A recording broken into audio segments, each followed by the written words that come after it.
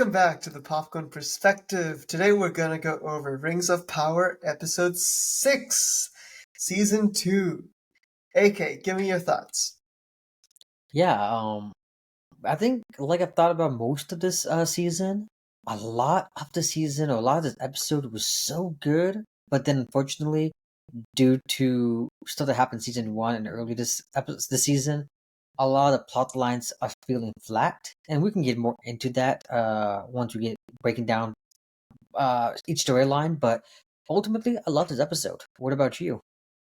Yeah, actually really like this episode. We got a lot of cool scenes and a lot of good narrative-driven stuff. I definitely had my nitpicks, and I think that's where we should start. Let's start with our nitpicks, get it out of the way, and then get to the stuff we like. Okay, yeah. How would you start off? What's your biggest nitpick or your biggest issue with this episode?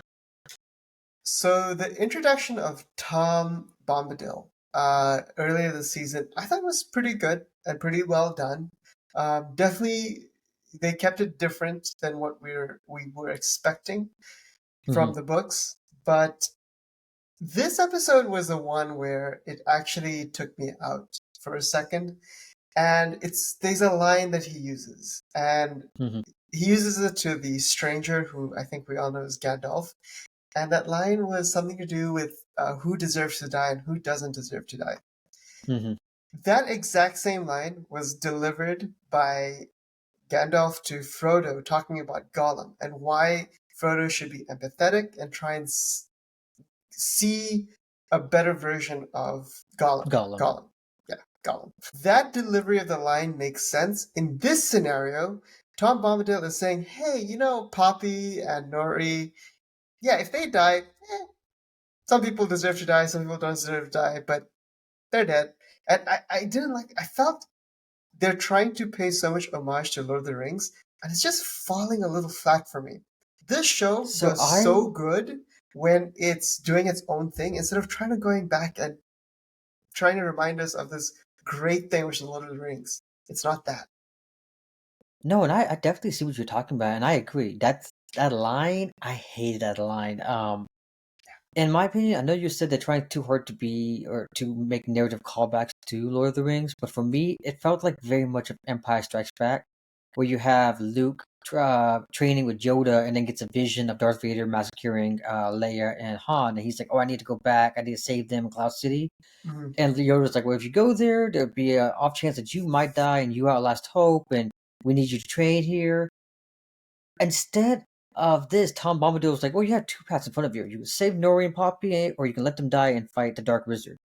Those are your two paths." Unlike Yoda, who said, "No, no, the reason why I don't want you to go there is because you're going to risk the future. If you die, or if you fail, or if he's lying to you, spreading you false visions, you could cause more long-term disaster, whether it be to yourself, whether it be to the Rebel Alliance."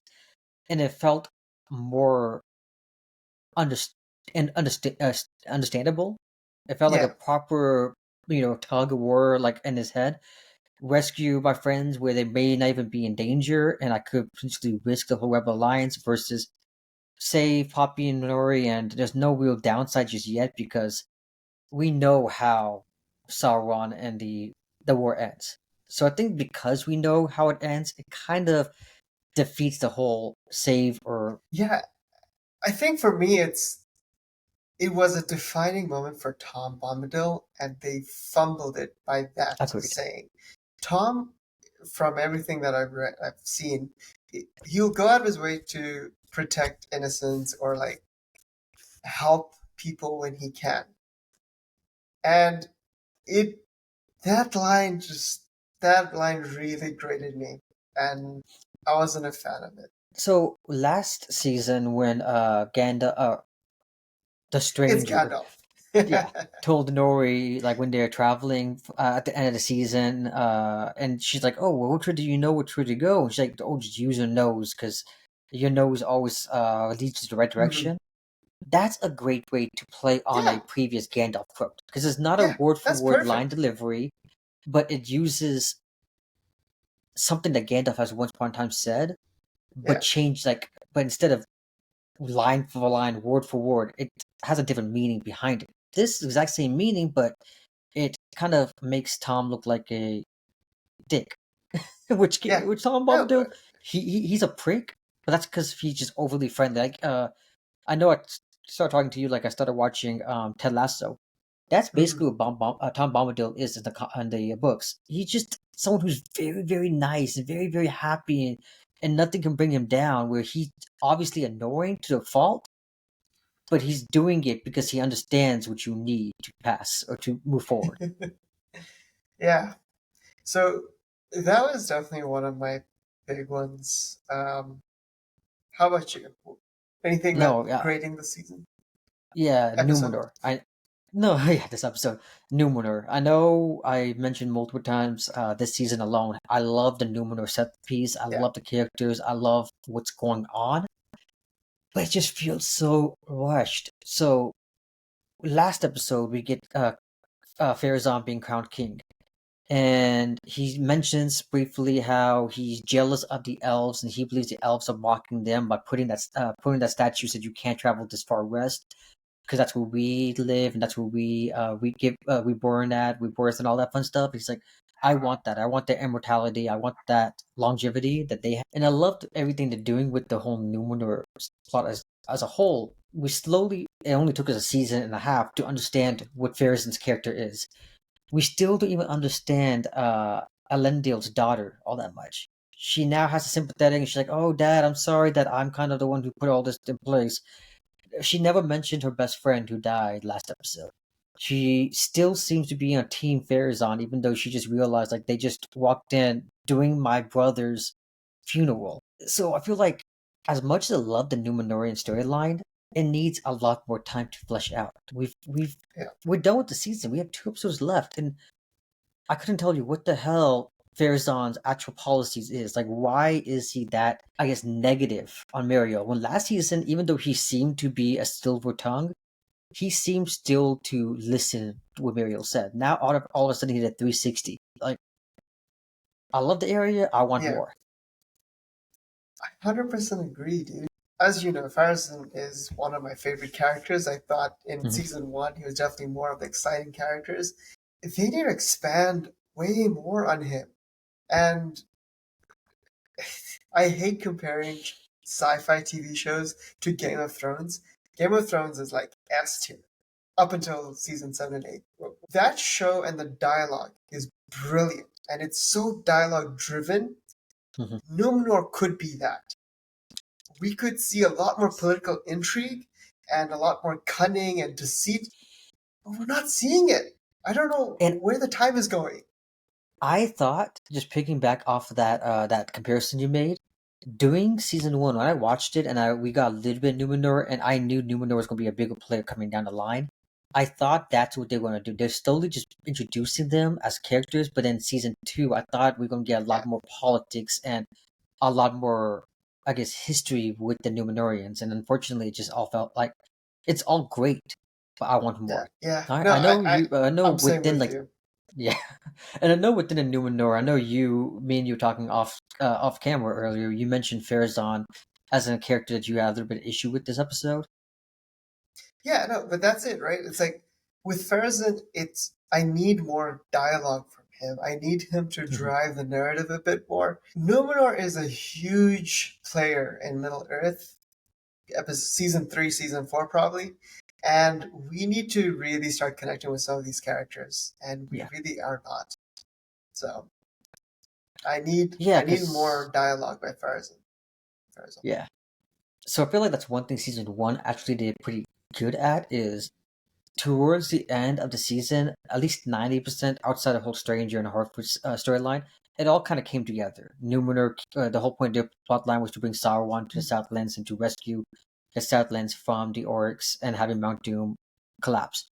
All of that kind of all connected. I know the dwarves and elves had its own separate storyline, but it kind of all trickled down to Sauron coming to what's that place called?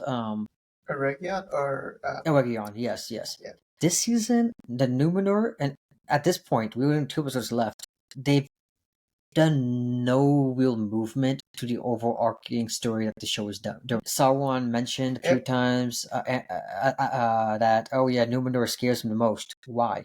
we have not seen why Númenor is going to be such a big threat to Sauron as a character. And you could say these type of things, but I need to see it now. Yeah, I definitely agree. And I think where a lot of the time is going is with, unfortunately, the Hardfoots.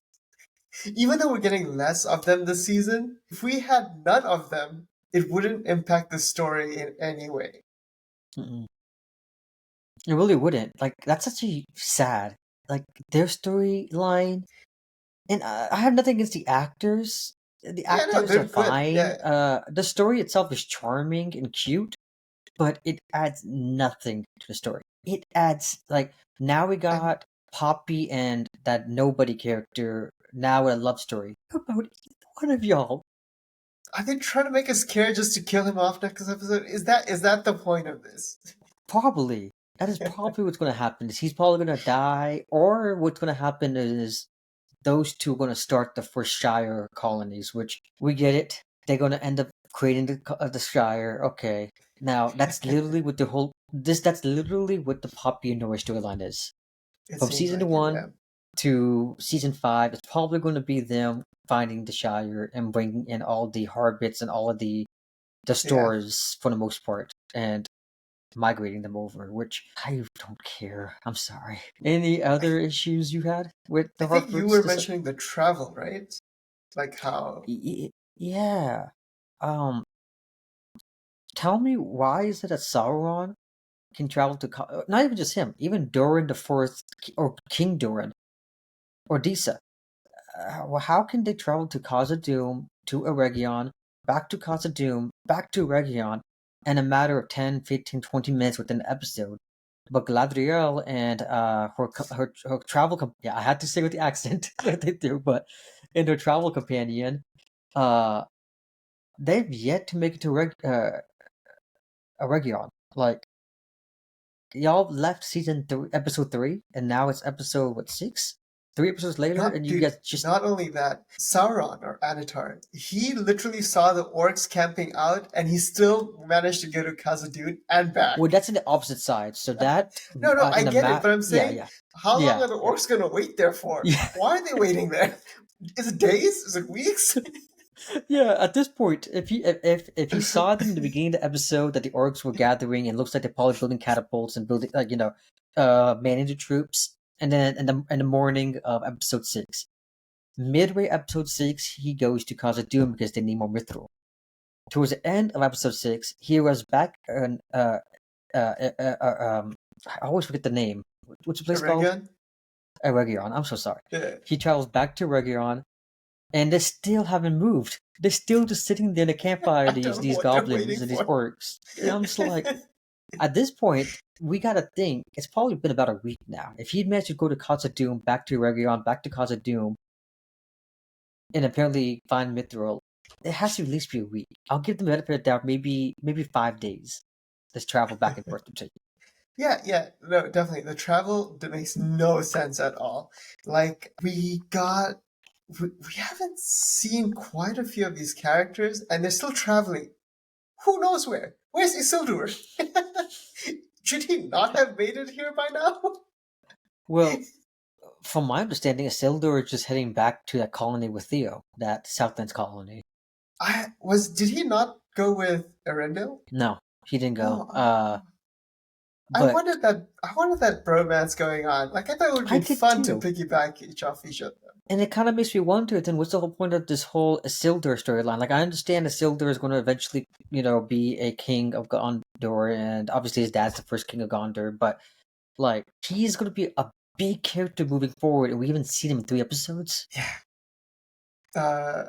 Did you have anything on Erendil? Yeah, I guess I kind of slightly mentioned it. We just talked about he hasn't done anything either all season. He rescued Theo within the Ents, and that's been 2 episodes now, and now he's been traveling and stalking the orcs, apparently.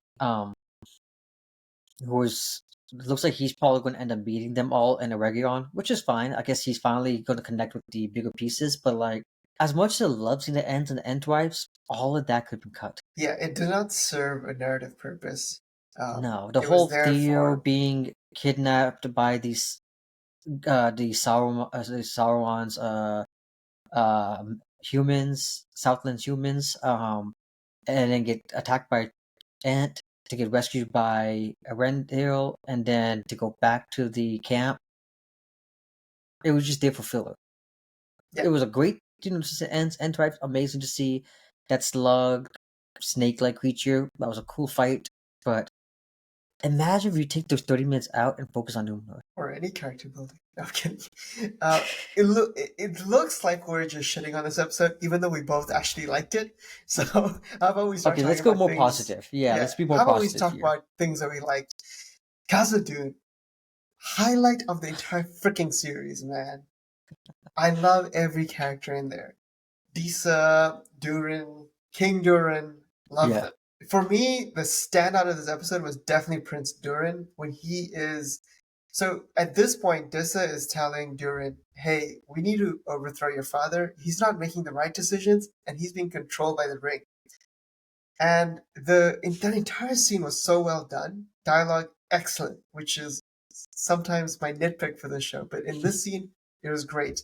And when Durin breaks down and he's like, he's still my father when I look into his eyes, I was like, oh shit, man, I really feel it. Great. Like, I love Durin. The acting, when it comes to everything in Khazad-dûm and the dwarves, they are killing it. They have not missed a beat all series long. Season 1, Season 2.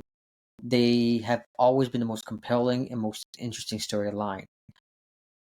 I'm with you on that. That whole scene with Prince Durin talking to Disa, and oh my god, man, I just want to give Durin a hug. My man he's trying. He's still trying to do everything possible without pissing his father off any further than he has. And that scene with Anatar and King Durin and all. Like I said, I love Anatar, the actor who's playing Anatar, Sauron Halbrand. Great actor, and he's killing it. He's eating every scene he has. But like, Oh my god. imagine if we just got rid of the whole Hartford storyline, got rid of the Arendelle storyline, focused on the actual players. Like, I want to see more So Anatar talking with Durin. I am gonna concede and start agreeing with you. We probably will see the Balrog by the end of probably season 4 or something. I told you, it only makes sense. They're building up, Yeah, like, unfortunately, I didn't want to see it, especially because Khazad-dûm is my favorite part of the series. So it ultimately beats destruction. I know. Yeah. Anyways, jumping on to the next highlight of the series, Númenor, right? Well, we want to go to Númenor. Oh yeah. I guess we can still focus on Khazad-dûm. What's going on with Anatar? What was your take on the whole Anatar scene? Which part? Where he just sees the Balrog, or The whole meeting with him, King Durin, Prince Durin, and that Balrog scene. What did you think about the whole Anatar visiting Khazad-dûm? yeah? I mean, it wasn't a bad scene. I think the scene was taken a step further with Anatar actually leaving, and when it's King Mm-hmm. Durin and Prince Durin, like that little fight that they had. I think that was more highlighting. But what part for you was the most highlighting? Well, it just for me, what I'm thinking, or at least what I'm referring to, is what you're saying. What happened after Anatar leaves? You see that King Durin is actually willing to sell Mithril now to the highest bidder. He realizes that Mithril is what is necessary for the Second Age War that's about to be built up here, Third Age War, Second Age, whatever age this is. And he understands how powerful Mithril is now, and that I honestly can see at this point him willing to work with Sauron when Sauron actually reveals himself, and I think that's going to be a big issue. Is they're willing, like his side or dark side of forces are actually going to be able to pay more, and at this point he's so greedy he doesn't care which side pays as long as he gets money. So I feel like that's what they're slowly building up. Is he's going to be the one who gives enough mithril to Sauron to build a one wing without realizing that's purpose. Okay. Yeah. Yeah, I could see that.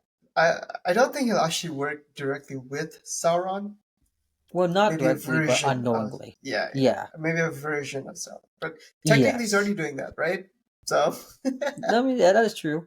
But yeah, King Durin is. I liked him in season 1, but he's pissing me off this season, which is well done. Like I think yeah, what they're yeah, doing with his character is so well done. But yeah, for sure. yeah, and then you were talking about Numenor just now. What was your favorite part about Numenor? Ah, dude, Elendil. another standout of the season, of the series, of that episode. Elendil is a great character, and you really see it when he's pressed by Farazan to pick. Hmm. Either I will give you freedom or death. And to get freedom, you need to bend the knee. And he stays true to his character. And Hmm. he's like, nope, I'm good. Queen Muriel is the rightful queen. And you really see the honor of this guy. I had a question for you. Yeah. In the end, well, okay. In the end of the big war that happens against Sauron, The Last imagine if Alliance? it, huh? The Last Alliance? Yeah, the Last Alliance. Okay. So imagine if it was Elendil having to throw the ring versus his son Isildur. Oh. He would have actually thrown it. I think he is Yeah, that great of a man. he's all about character. He's all about Yeah. morals. Um, yeah, that okay. What did that scene remind you of? When Elendil was standing, was kneeling in the throne room and was being forced to pledge fealty to Farazan and apologize for any crimes or treason that he committed. So I don't know which one you're referring to, but for me it was Ned Stark in Yes, Game of same here. Thrones. Ned Stark wishes. Ned Stark wishes he had the balls to say fuck off. Oh No, man. that scene, I feel like they tried their best to mirror it accordingly to, Game of Thrones season 1, episode 9, when Ned Stark has to kneel to Joffrey. It felt very similar. Um, but that's the issue with this show versus a show like Game of Thrones. You know every character there. You know Joffrey's a little shit, and he's all about his own pride and ego. So you understand why he wants to take Ned's head. We really, like I said, we don't know Farazan. Why is he this Mhm. angry? Why is he this? Why does he want to manipulate his citizens so much? Is it a pride thing? Is it an ego thing? Is it a fear thing? Um, that scene, and it was a great scene, would have been 100 times better if everybody in court, like in Game of Thrones, we knew who Littlefinger was by this point. We knew Varys at this point. We knew Cersei. We knew, all these characters. We knew even Sansa, who wants just to have that idealistic, perfect love with the king. We really don't know anything about Elendil's daughter. Why is she there? We don't know anything about Farazan's son. Like I said, if we knew these players in Númenor, that scene would have been so much better with them standing up for the queen. 100%. And that's why Great for me, scene though, Elendil but is the standout, but I can't really say anyone else is. Muriel is doing a great exactly. job. Queen Muriel. But that Yeah. scene though, when Muriel decides to Yeah. sacrifice herself to the gods for a test, which she passes. But that scene with like the kraken octopus looking thing, Yeah. that was beautifully done. I That was loved it. really well done. I thoroughly enjoyed that. And it feels like we're building a Elendil Muriel situationship. Do you So, think Muriel and Elendil will end up getting married, and both him and her are gonna be the first king and queen of Gondor? Is that what they're gonna build up to? Because I don't know anything about Elendil's wife or anything about, um, or is that I spoiler? I I know what happens. Okay. So I won't say anything. No worries. No worries. I'll leave it at that then. Okay. Yeah, yeah. Cool. Cool. And obviously So another standout and highlighted area for both, I think both of us, was Eregion. yes. Especially when regarding to Calabrimbor and Merendir and Calabrimbor and uh Anatar, like all of that was so damn good. Every discussion Calabrimbor had, him just breaking down, forgetting the name of his like star student and all these other stuff, like it was great. Yeah, yeah, 100%, dude. Sauron, or Anatar, he is such a gaslighter. I loved it. Like that transition when he's talking to Celebrimbor and Celebrimbor is he's like getting all mad towards the end of the episode. He's like, I hear something outside. I need to go outside and see what's going on. He's like, no, See? nothing is bad. And then he causes like a spell or something to mess with Calibrimbor's brain. Anatar Kind of what does. he did to Galadriel in the Season 1 ending, season yeah. one. Yeah, The finale, yes, you're right. So yeah, Calabrimbor goes outside of the smith area, and the whole area is beautiful. It's all everybody's having golden. fun. Yeah, It's exactly how he remembers Eregion to be. And the moment Celebrimbor goes back inside the smith, the workshop, as he's walking, the light gets darker and surrounds Sauron as he's walking towards the gates of Eregion, and it's a complete war is going on. Like that's when you finally see the orcs launching catapults, fire catapults, hitting the pillars, hitting the statues, and that apparently that was all done in without CGI. Obviously, the yeah, goblins and the fire and all that maybe a little bit CGI, but the whole transition of of light course. Yeah, to yeah, dark, the actors killed it. Like that was. yes. So I'm a big sucker, you know that, for fun cinematography and like Yeah, camera yeah, work. for So sure. I Do love you mind? that. So let's break down that scene real quick Oh when yeah. he's talking to Celebrimbor. This entire episode, he's been gaslighting Celebrimbor, Hmm. kind of making him lose his fucking mind. When he's like, "Oh, is this the hammer you're looking for?" Even though we know and we saw in the scene it wasn't there. Uh, Yes. Yes. so yeah, this entire episode he's been really screwing with Celebrimbor, and he finally, as we had alluded earlier, he had gone to Khazad-dûm to get more mithril. Uh, Anatar did, and when he comes back empty-handed because they did not give him the mithril. They are waiting for a better price. But he gives Oh, yeah. perfectly preserved mithril that's worth just enough on what Celebrimbor will need for each ring. Hmm. Where did that mithril come from? And earlier that scene, we see him cut his hand. Potentially, what he's done is he's mixed the blood with some remaining mithril to compensate that difference. And we Hmm. know that the 9 rings that go to the men actually become wraiths or the Nazgul. So it kind of all really starts tying in on how the 9 rings for men was far more corrupting than any of the other ones. That's a That's a good little theory. theory of mine. No, I like that. I like that, especially since like we really don't know what is in that vial that he gave Celebrimbor.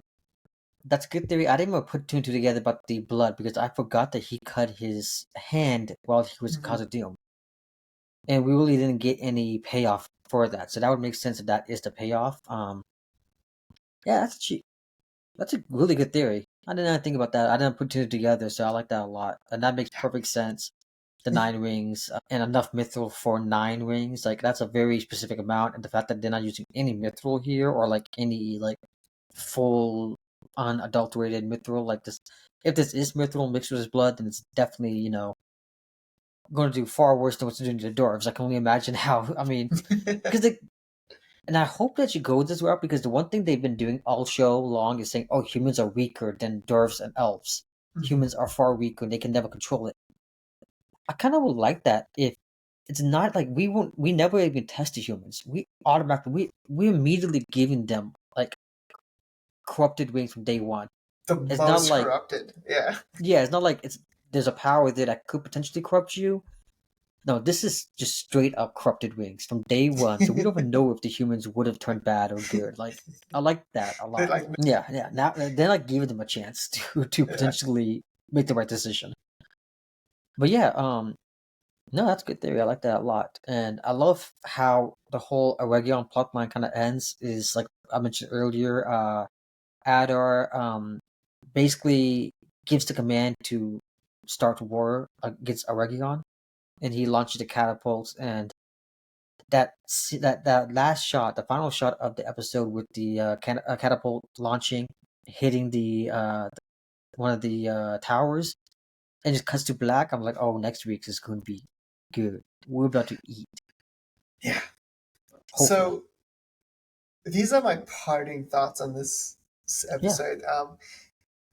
I think season two, music, set design, acting, and plot progression definitely better than season one. And I wish they would skew away from a few things where I found it a little grating, which was them trying to use nostalgia bait too much when they're trying to refer back to Lord of the Rings. Yeah, Overall, though, man, I feel like a lot of the hate for this show is unwarranted. I know you can stand as the most token purists or the hmm most, this needs to be so original and completely different. These are two extremes. But for the most part, if you look at it just as a new project, new medium, it's its own thing. It's actually a pretty good show. I've really enjoyed it. because no, I'm with you 100%, and I don't like the opinion or the attack that it's not exactly like the source material, so it's automatically bad. Because Peter Jackson's Lord of the Rings versus J.R.R. Yeah. Tolkien's Lord of the Rings has the story ends up the same way ultimately, but a lot of the plots are changed, and a lot of the things, situations that the characters faces are vastly different than we got in the movies, which it plays out better in the movies versus the books. A lot of the stuff that happened in the books, like the Tom Bombadil stuff, would have taken you out of the movies at times. So I understand why the changes were made. With this, we're going off of something called the Silmarillion, something that Amazon does not have 100% rights to. They have rights Mhm. to certain aspects of the Silmarillions, but not the whole entire books as a whole. And the books is the same issue that Fire and Blood's having. It's not a this character does this every scene up until this fight happens. It's a very scattered, disjointed history retelling of the ages leading up to Lord of the Rings. Same as Fire and Blood, it's a maester writing a story about how he perceived all these wars and all these kings that came before the Mad King came up to be. So I'm okay with them taking liberties, but I just want them to, especially in season 3 onwards, and season 3 is on all that's greenlit, is just to focus on tightening up the story. It's time to get rid of some of these side characters. We don't need the Harfoots anymore. We can just cut the Mhm. Harfoots out in season 3 and then bring them back in season 5 and say, like, while all this was going on, the Harfoots were journeying to the Shire. Cool. Like, we don't need to see them do this now. Like, we get it.